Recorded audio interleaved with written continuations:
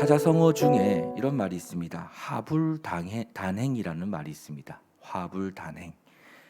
화는 혼자 다니지 않고 또 다른 하를 부른다라는 그런 뜻을 가지고 있죠.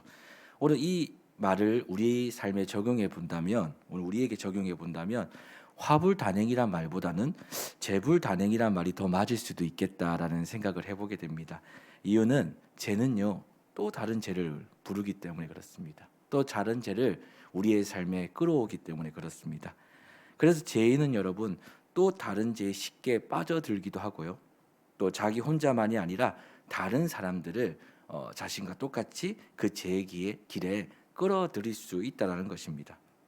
그래서 오늘 므낫세와 같은 이 국가의 왕이 만약 죄의 길에 서게 되거나 또 그 죄의 길에 빠져 물들게 된다면 그거야말로 하나님 보시기에 정말 끔찍한 일이라는 것이죠. 죄의 길에 선 므낫세의 제약은 실로 여러분 어떻냐면 이 가나안의 그 어떤 부족들보다도 그 당시에 있었던 이 가나안의 어떤 부족들보다도 사실은 그의 모든 그 죄성은 더했으면 더했지 가볍진 않았다는 것입니다.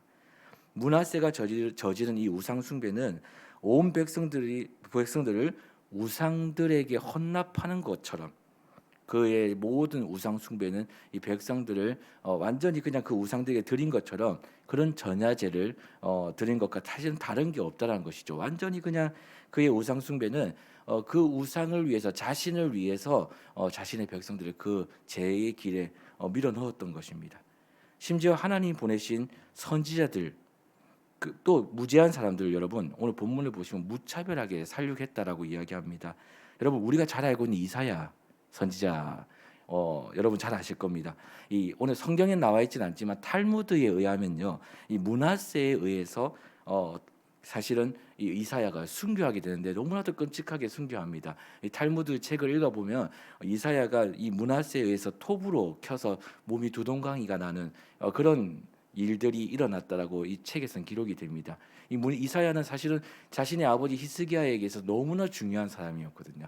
하나님의 말씀을 또 하나님의 뜻을 정말 정확하게 알려줬던 그 이사야를 이 므낫세는 죽이게 되는 것이죠. 왜냐하면 그는 하나님의 말씀이 그의 삶에 중요하지 않았기 때문에 그렇습니다.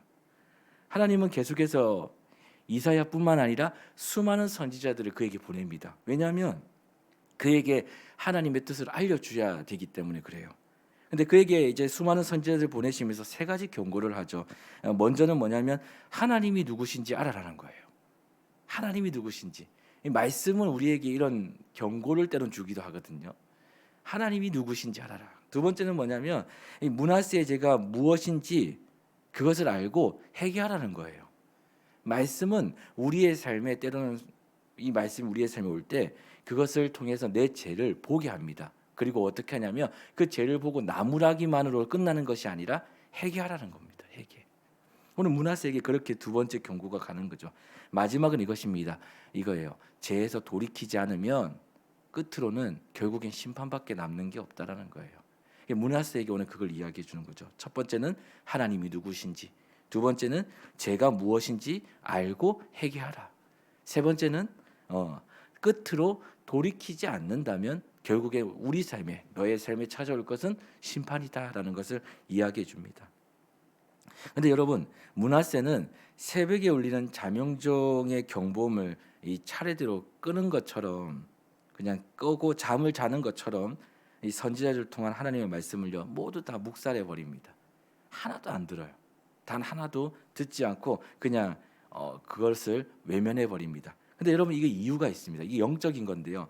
죄가 그렇게 우리의 눈과 귀를 막아버리기 때문에 그래요.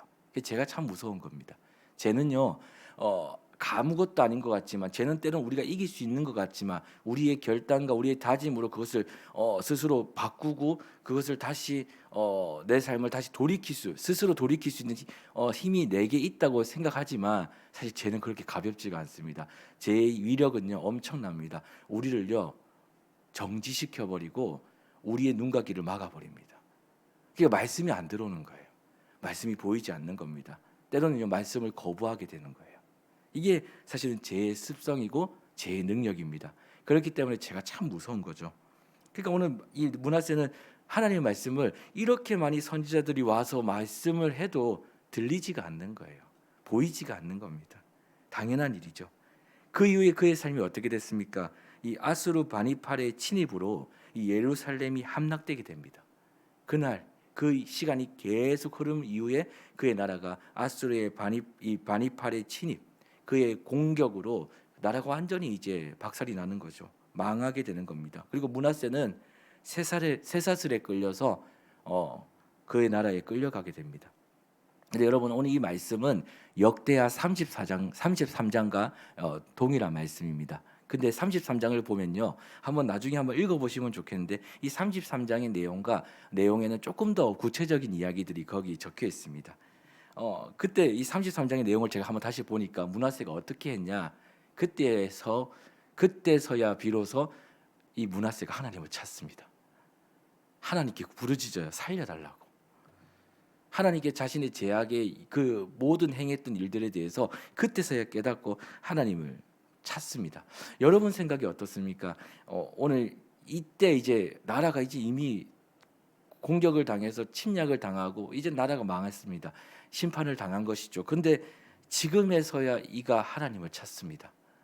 여러분 늦은 것 같습니까? 아니면 빠른 것 같습니까? 어떻습니까? 근데 여러분 이걸 기억해야 됩니다. 하나님 앞에서 하는 어떤 회개도 사람의 생각과 달리 하나님 앞에서는 늦은 법이 없습니다. 하나님 앞에서 하는 회개는요, 우리가 아무리 우리의 생각에서 이제 늦었다, 이제는 끝났다라고 생각하지만 다시 깨닫고 하나님 앞에 나오는 그 순간에는요, 늦은 법이 없습니다. 하나님 그를 기억하세요. 사람으로서는 용서할 수 없을 때에도 하나님은 자신에게 나와 전심으로 회개하는 자에게 하나님 뭘 베푸시냐면 은혜를 베푸시는데 다시금 그를 기뻐 받으시고 하나님의 은혜 가운데서 다시 그를 회복시켜 주십니다. 회개의 능력이 그런 거예요. 그러니까 이미 므낫세가 비록 하나님 보시기에 악을 행했던 왕이었지만 그가 하나님께 돌이켜서 다시 올 때 하나님 그를 이렇게 기뻐하셨어요. 그리고 다시 그를 회복하시죠.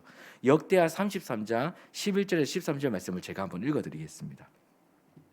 여호와께서 아수르 왕의 군대 지휘관들이 와서 치게 하심에 그들이 므낫세를 사로잡고 쇠사슬로 결박하여 바벨론으로 끌고 간지라. 그가 환난을 당하여 그의 하나님 여호와께 간구하고 그의 조상들의 하나님 앞에 크게 겸손하여 기도하였으므로 하나님이 그의 기도를 받으시며 그의 간구를 들으시사 그가 예루살렘에 돌아와서 다시 왕위에 앉게 하심에 므낫세가 그제서야 여호와께서 하나님이신 줄을 알았더라. 이 회개가 있은 이후 므낫세는 기적처럼 다시 예루살렘에 귀국해 무려 6년간 나라를 또다시 다스릴 수 있게 됩니다. 그리고 그가 했던 일이 무엇인 줄 아십니까? 그 6년간 자신이 그동안 세웠던 아버지가 헐었던 모든 그 신상들 자신이 되려 다 세웠거든요.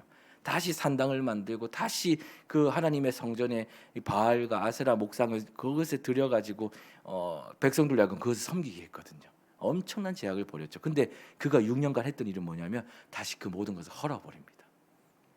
하나하나 치우기 시작해요. 그가 그동안 믿고 그동안 자신이 귀하게 여겼던 모든 것들을 다 하나하나 치우기 시작합니다. 아마 그는 그동안 자신이 세웠던 우상들을 치우면서 그리고 자신이 강행했던 그 제길에서 다시 돌이키게 되면서 아마 이런 생각을 했을 거라 생각해요. 왜 빨리 돌이키지 못했을까? 왜 빨리 돌이키지 못했을까? 왜 그때 주신 말씀을 빨리 왜 이렇게 받아들이지 못했을까라는 생각을 아마 지난날의 자신의 삶을 돌아보며 아마 많이 아쉬워했을 것입니다.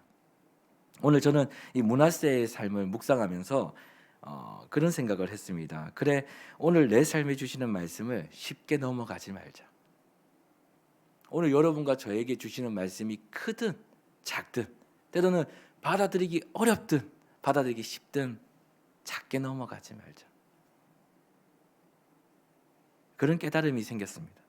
그 어떤 말씀도 여러분 이유가 있는데요. 하나님 입장에서는요, 우리에게 그냥 주시는 말씀이 없기 때문입니다. 하나님 입장에서는 우리 모두에게 각각 개개인에게 그냥 주시는 말씀이 없기 때문입니다. 때론 오늘 주시는 말씀이 서두에 말씀드렸지만 받아들이기 어렵더라도 때론 너무너무 달아서 받아들일 수 있는데 부족함이 없더라도 여러분 말씀이 어떻게 찾아오든지 간에 그 말씀은요 그냥 넘어가지 말아야 될 이유가 뭐냐? 바로 하나님 입장에서는요. 오늘 여러분과 저에게 꼭 필요한 걸 주셨다는 것. 꼭 필요한 말씀을 주셨다는 것에 대한 사실을 생각할 때 우리는 그냥 이것을 가볍게 생각할 수 없다는 것입니다. 정말 그냥 넘어가면 안 된다는 것이죠. 여러분 오늘 이 하루 이렇게 살면 참 좋겠습니다. 저도 그렇게 오늘 말씀을 묵상하고 준비하면서 그런 생각을 했는데, 야 진짜 오늘 작은 말씀이든 큰 말씀이든 어떤 말씀이든 이 말씀을 믿고 살아가자. 오늘 내 삶에 내게 제일 좋은 말씀으로 주셨다는 것을 믿고 이 하루 속에 이 말씀이 정말 이루어질 수 있도록 씨름하며 살아가자. 이것을 날마다 행하는 것이 하나님의 뜻을 살아가는 삶이 아닌가라는 생각을 다시 한번 해보게 됩니다. 여러분 이렇게 말씀에 순종하고 이 하나의 말씀에 씨름하며 나가는 날이 계속해서 더해지면 더해질수록 여러분 우리의 신앙과 우리의 믿음이요 계속해서 정확하게 표현하면 진짜가 되어져 갑니다. 진짜가 되어져 갑니다. 이것이 하루하루 쌓이다 보면 그것이 진짜 내 신앙이 되어지고 내 말씀이 되어져 가는 것이죠. 오늘 이것을 기억하는 저와 여러분 되기를 소망합니다. 그리고 하나님 입장에서 우리 오늘 그 말씀 꼭 붙잡고 하나님 내게 주셔서 오늘 이 말씀 내 삶에 이루시려고 내게 주셨어라는 믿음을 가지고 오늘 이 하루 승리하며 그렇게 그 말씀 붙잡고 살아가는 저와 여러분 되기를 다시 한번 소망하고 기도하겠습니다.